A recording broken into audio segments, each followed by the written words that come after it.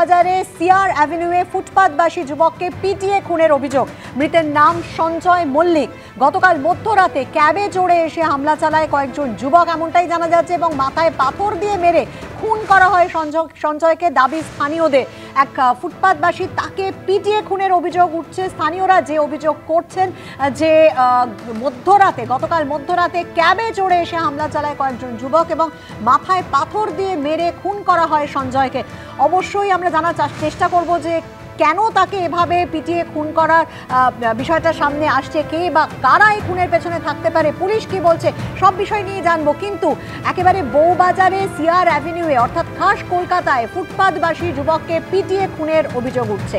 মৃতের নাম সঞ্জয় মল্লিক বলে জানা যাচ্ছে এবং স্থানীয়রা যেটা বলছেন, যেটা দাবি করছেন, যে গতকাল মধ্যরাতে ক্যাবে চড়ে এসে হামলা চালায় কয়েকজন যুবক। তারা কারা, এখনো পর্যন্ত তদন্ত এগিয়েছে কিনা বা পুলিশ ঘটনাস্থলে পৌঁছেছে কিনা, পুলিশ এখনো পর্যন্ত কি বলছে জানার চেষ্টা করব।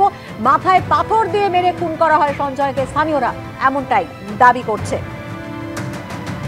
একেবারে খাস কলকাতায় পিটিয়ে খুনের অভিযোগ উঠছে। বউবাজারের সিআর অ্যাভিনিউয়ে ফুটপাতবাসী যুবককে পিটিয়ে খুনের অভিযোগ।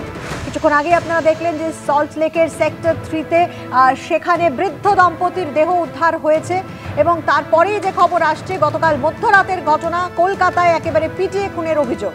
কথা বলবো আমাদের প্রতিনিধি পার্থপ্রতিম ঘোষের সঙ্গে, সরাসরি চলে যাচ্ছি পার্থপ্রতিমের কাছে। পার্থপ্রতিম, একজন ফুটপাতবাসী কে বা কারা তাকে খুন করেছে, কি অভিযোগ স্থানীয়রা করছে, এখনো পর্যন্ত পুলিশ কি বলছে এই ঘটনা নিয়ে?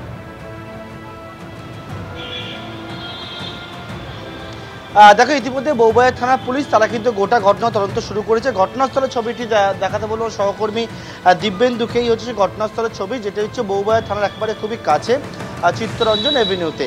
এবং এখানেই ফুটপাতবাসী এক যুবক, যার নাম ছিল সঞ্জয় মল্লিক, তিনি রাত্রেবেলা এখানে ঘুমাচ্ছিলেন। তখন কিন্তু এখানে পাথর দিয়ে, এই যে ব্লক রয়েছে পাথরের, ঠিক এই রকম ব্লক দিয়ে পাথরের কিন্তু তা এর থেকে বড় পুলিশ সূত্রে মানে জানতে পারছে, এরকম পাথর দিয়ে একেবারে ওনার মাথা এবং মুখে হঠাৎ করে আঘাত করতে শুরু করে এক যুবক। এবং তারপর এখানে রক্তাক্ত অবস্থায় ওনাকে দেখতে পান স্থানীয়রা, ওনার স্ত্রী আসে এবং এসে দেখতে পান এবং দেখতে পেয়ে হাসপাতালে নিয়ে গেলে চিকিৎসকরা মৃত বলে জানায়। এবং এই পাথর দিয়ে থেতলে খুনের যে ঘটনাটি ঘটে, সেই ঘটনার পর পুলিশ কিন্তু বিভিন্ন জায়গায় সিসি ক্যামেরা ফুটেজ সংগ্রহ করতে শুরু করে, স্থানীয়রা দেখতে পান। এবং স্থানীয়দের দাবি, একটা অ্যাপ ক্যাব, এই যে রাস্তা রয়েছে মেন রোড চিত্তরঞ্জন এভিনিউয়ে, অ্যাপ ক্যাব নিয়ে আসেন কয়েকজন যুবক, স্থানীয়রা দাবি করছে। এবং নিয়ে এসে বিভিন্ন জায়গায়, যেহেতু এখানে অনেকেই ফুটপাতে বসবাস করে, তাদের মধ্যে থেকেই সঞ্জয় মল্লিককে খুঁজতে থাকেন একজন।